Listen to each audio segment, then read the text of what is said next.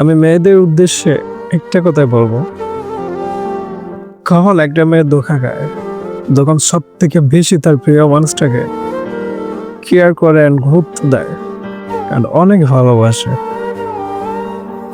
তখন সেই পুরুষ যদি জানতে পারে যে আমার শখের নারীটা আমাকে অনেক ফিল করে, অনেক লাভ করে, তখন এই পুরুষটা মেয়েটার সাথে অবহেলা করা শুরু করে দেয়। কয়েকটি কথা বলে, যে যাকে ভালোবাসবে তাকে একটু প্রকাশ করবে, বেশি না। কেননা বেশি করার কারণে আস্তে আস্তে অবহেলার তাপমাত্রাটা বেড়ে যায়।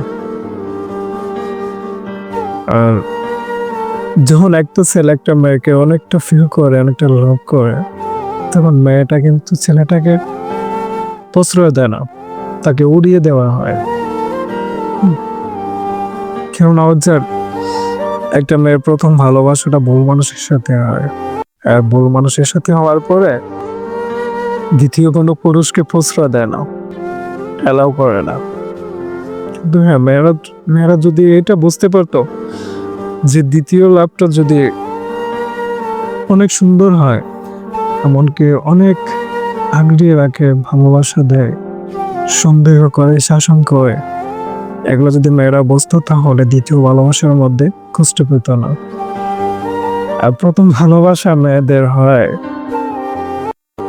একটা নেশা করছে তো ভয়াবহ। নেশা করতে ভালো, যে প্রথম লাভটা থাকে মেয়েদের দেহ। একটা মেয়ে দেহ না দিতে পারলে তার 3-4 বছর সম্পর্কটা নষ্ট করে দিত, তার দ্বিধাবোধ করে না। ঠিক আছে, তো মেয়েদেরকে একটা কথা বলি, কিছু ভালোবাসা দেহ দিয়ে প্রমাণ করতে হয় না। আর যারা দেহ দেয় তারা 20-25 মিনিটের আনন্দে তার বাকি 30টা বছর কিন্তু নষ্ট করার রাস্তা।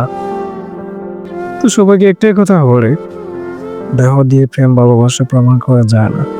যে ভালোবাসবে আত্মসম্মানে তাকে নেওয়ার চেষ্টা করবে, তাকে কখনো অসম্মান করবে না।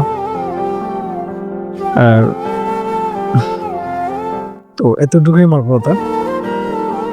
কথাগুলো যদি একটু পরিমাণ যদি সত্য থাকে অবশ্যই আমাকে জানাবেন। ধন্যবাদ, ভালো থাকবেন।